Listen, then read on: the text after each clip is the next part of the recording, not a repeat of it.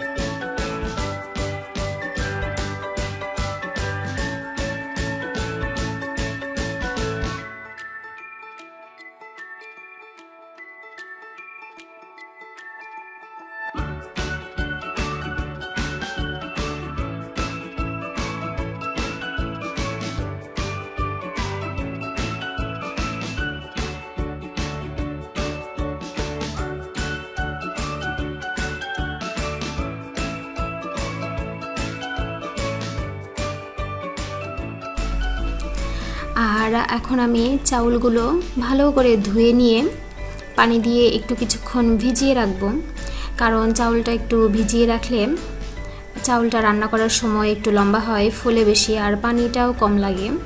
সেই জন্য আমি ভিজিয়ে রেখে দিয়েছি। আর এই তো মাংসগুলো আমি এখন প্রেসার কুকারে দিয়ে দিব। দিয়ে এই তো পেঁয়াজগুলো কেটে রেখেছি, আমি এখানে 2-3টা পেঁয়াজ নিয়েছি মিডিয়াম সাইজের। পেঁয়াজ এবং রসুনগুলো একটু থেতো করে দিয়ে দিব। এখানে আমি আর তেমন কোনো মশলাই দিব না, কারণ আমি বিরিয়ানির মশলাটা দিয়েছি। আমি বিরিয়ানিটা সিম্পলভাবেই রান্না করি, বেশি ঝামেলা করতে যাই না, কারণ আমার আহনাফের অনেক পছন্দের খাবার, আমার মাঝে মাঝে করতে হয়। তো একেবারে শর্টকাটে করি, কিন্তু টেস্ট হয় কিন্তু অনেক ভালো।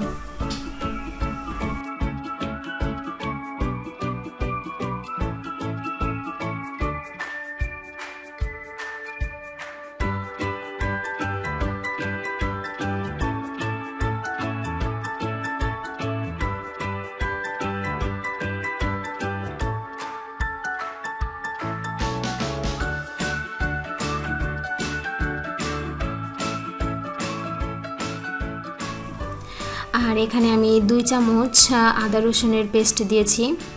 এখন আমি দিয়ে দিব কাঁচামরিচ।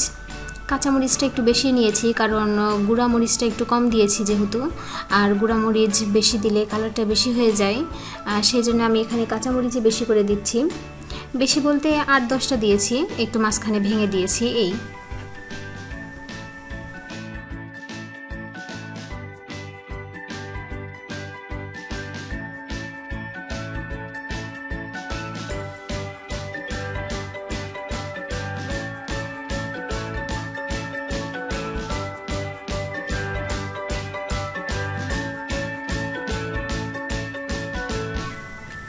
আর এখনই আমি প্রেসার কুকারের ঢাকনাটা লাগাবো না, একটু খোলা রেখে কিছুক্ষণ কষিয়ে নিব, তারপর লাগিয়ে দিব।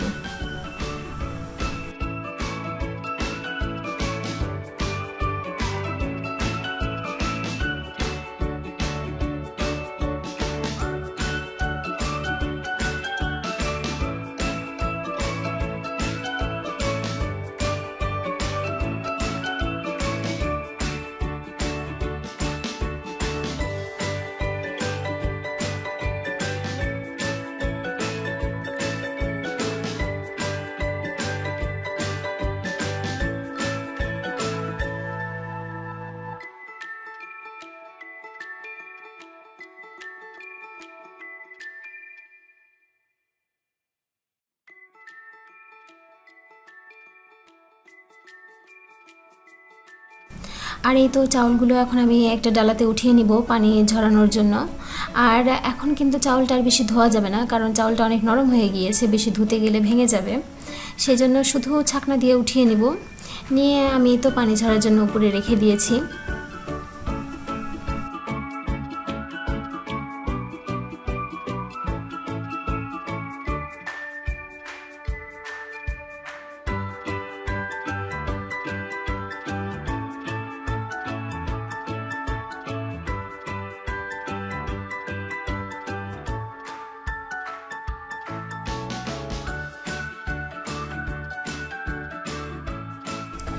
আর এখন আমি চাউলগুলো ভেজে নেওয়ার জন্য কড়াই বসিয়ে দিয়েছি এবং তেলের মধ্যে আস্ত জিরা দিয়ে দিলাম আর পেঁয়াজ দিয়েছি অল্প করে।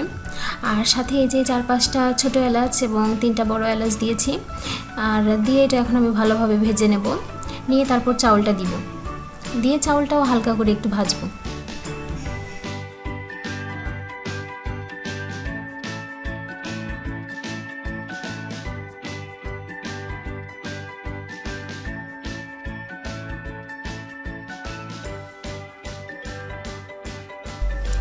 আর চাউল ভাজার সময় আমি এতেও হালকা একটু লবণ দিয়েছি, একেবারে বেশি না, একটু বুঝেই দিতে হবে, কারণ মাংসটা কষানোর সময় সেখানেও ভালোই লবণ দিয়েছি। তো এখানে একটু পরিমাণ মতো দিতে হবে, বেশি দিলে আবার খাওয়া যাবে না, বেশি হয়ে যাবে। আর এই তো আমার চাউলটা ভাজতে ভাজতে মনে হচ্ছিল যে এখানে হয়তো হবে না, কারণ চাউলটা বাড়তি হবে বেশি। তো সেই জন্য আমি আবার এই পাতিলটা বসিয়ে দিলাম।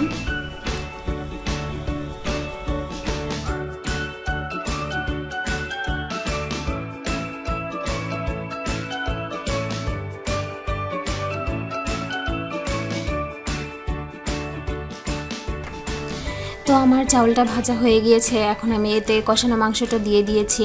দিয়ে এটা একটু ভালো করে মিশিয়ে নেব চাউলের সঙ্গে। নিয়ে তারপর এখানে আমি চাউল দিয়েছি 2 পট আর পানি দিয়ে দিব 4 পট গরম পানি।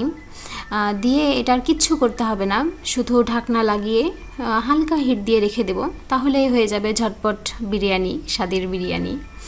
তো এই তো যার জন্য বিরিয়ানি করা সে খুব আগ্রহ নিয়ে তার থাল, প্লেট, গ্লাস সব কিছু নিয়ে যাচ্ছে।